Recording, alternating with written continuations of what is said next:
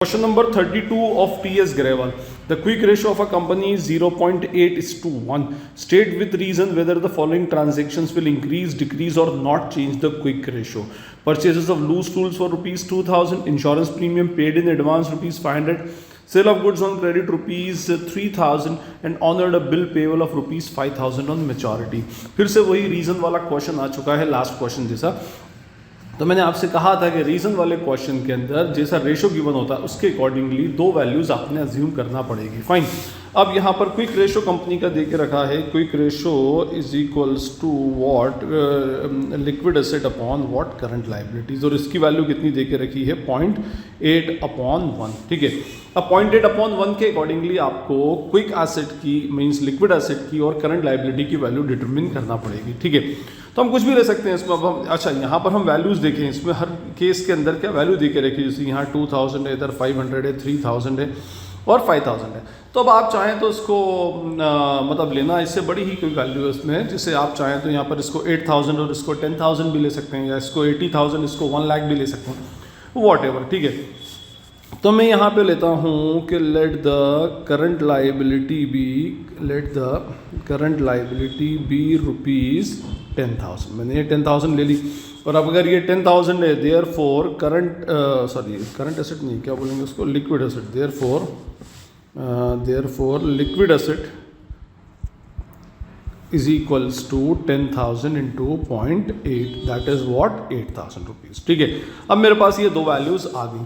अब मैं 1 bye 1 case उठाता जाता हूँ। सबसे पहले मैं लूँगा केस ए या केस 1 जिसको हम बोलें इसमें। तो केस 1 ये बोलता है कि हमारी वैल्यू है 8,000 अपॉन 10,000। ठीक, फाइन। अब इसमें इसने बोला है purchase of loose tools for rupees 2000। अब देखिए ये एक इंपॉर्टेंट पॉइंट है इसमें, परचेज ऑफ लूज टूल्स। अब ये जो वर्ड आ रहा है ना लूज टूल्स, ठीक है, तो ये loose tools is a part of inventory.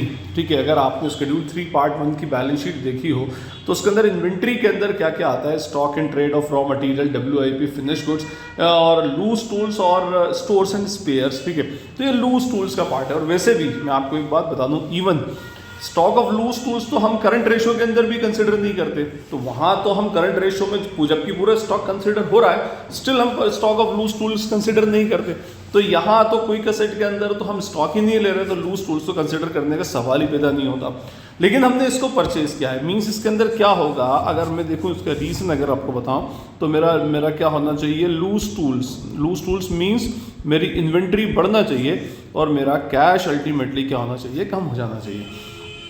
Inventory बढ़ा नहीं सकता। ठीक है, क्यों नहीं बढ़ा सकता, because we are talking about the liquid asset, liquid ratio और क्विक रेशो। तो इन्वेंट्री का इंक्रीमेंट इसके अंदर नहीं आएगा, बट कैश का डिक्रीज होना ये बेसिकली जरूर इसके अंदर आ जाएगा। तो cash is decreasing by rupees what 2000। ठीक है, 2000 से डिक्रीज हो रही है, मीन्स अल्टीमेटली एक ही इंपैक्ट इसके ऊपर आएगा कैश का। फाइन, तो चलिए जी 8000 माइनस 2000 विल बी व्हाट 6000। ये रहा अपॉन में क्या 10,000, तो आंसर इज 0.6। तो पहले कितना था 0.8, अब कितना हो गया 0.6। It means quick ratio will ultimately decrease. I hope ये क्लियर है। ठीक है, now come to case B. हमारे पास केस बी की अगर हम केस टू की अगर हम बात करें तो इसको फिर वही वैल्यू लिखता हूं मैं 8,000 अपॉन व्हाट 10,000। ठीक, इसने बोला insurance premium paid in advance. अब देखिए यहां पर फिर क्या बोल रहा है, insurance premium paid in advance. जो एक्सपेंस हम एडवांस में पे करते हैं that is called as prepaid expense. और फिर वही बात आती है कि एक लिक्विड एसेट के अंदर इन्वेंट्री और प्रीपेड एक्सपेंस को एक्सक्लूड किया जाता है। अगर इसका मैं इफेक्ट देखूं तो किन चीज़ों पर आना चाहिए कि मेरा जो प्रीपेड एक्सपेंस है वो मेरा अल्टीमेटली बढ़ना चाहिए। ठीक है, और मेरा पेमेंट कर दिया तो कैश मेरी अल्टीमेटली कम होना चाहिए। प्रॉब्लम ये है कि प्रीपेड एक्सपेंस में इसके अंदर प्रीपेड एक्सपेंस तो इसमें एक्सक्लूडेड होता है, तो इसका इंपैक्ट तो इसके ऊपर पड़ेगा नहीं। हाँ, अलबत्ता कैश जो हमने पे किया है 500 का, वो 500 का कैश जरूर यहाँ से माइनस हो जाएगा। ये क्या माइनस हुआ हमारा कैश। ठीक है, तो final resultant value will be 7500 upon 10,000, that is what 0.75। पहले 0.8 था, 0.75 हो गया। Again our liquid ratio will decreases, ये लिक्विड रेशो हमारा क्या हो जाएगा, अल्टीमेटली डिक्रीज हो जाएगा। चले, अब हमारे पास आ रहा है केस 3। तो केस 3 की अगर हम बात करें तो केस 3 में पहले मैं वैल्यू लिख देता हूँ 8,000 अपॉन व्हाट 10,000। ठीक है, अब इसके अंदर क्या बोला इसने, sale of goods on credit rupees 3,000। आपने गुड्स बेचा, जब आप गुड्स बेचेंगे तो क्या होगा, आपके पास से स्टॉक कम होगा। ठीक है, स्टॉक माइनस हो जाएगा और आपके डेटर्स बढ़ जाएंगे। ठीक है, डेटर्स बढ़ जाएंगे। फिर वही बात आ गई सेम, स्टॉक तो यहाँ पर इंक्लूडेड होता नहीं है because we are considering what, quick asset और लिक्विड एसेट। हाँ, लेकिन डेटर्स तो प्लस होगा, तो स्टॉक वाला एलिमेंट इसके अंदर नहीं आएगा, लेकिन डेटर्स हमारा 3,000 रुपीज से प्लस हो जाएगा। तो हमारा ये हो जाएगा 11,000 अपॉन व्हाट 10,000। तो आंसर इज 1:1 सॉरी। तो ये आ जाएगा हमारा, our liquid ratio will finally increase. ठीक, and last case is what, fourth, honoured a bill payable of rupees 5,000 on maturity. ठीक है जी, अब हमारा यहाँ पर कौन सा केस स्टार्ट होता है, केस 4। मैं पहले वो लिख देता हूँ, हमारा 8,000 अपॉन व्हाट 10,000। ठीक है, अब ये बोल रहा है honoured a bills payable of rupees 5,000 on maturity.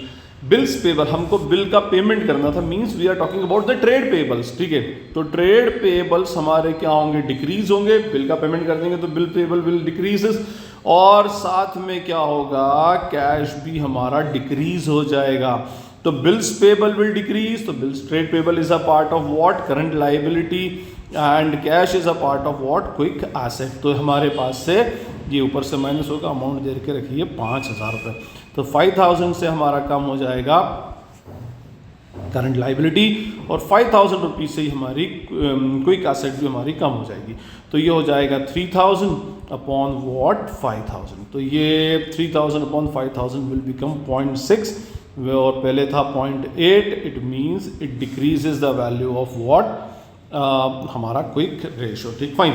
तो ये हमारे 4 केसेस थे, हमने 4 केसेस अल्टीमेटली कर लिए। आई होप आपको ये चारों केसेस का एक्सप्लेनेशन क्लियर होगा, और अगर आपको ये एक्सप्लेनेशन पसंद आता है तो इसे अपने फ्रेंड्स, कलीग्स, क्लासमेट्स के साथ में शेयर करें, वीडियो को लाइक करें और चैनल को सब्सक्राइब जरूर करें। This is Najeeb Hashmi signing off from Najeeb Hashmi academy. Thank you.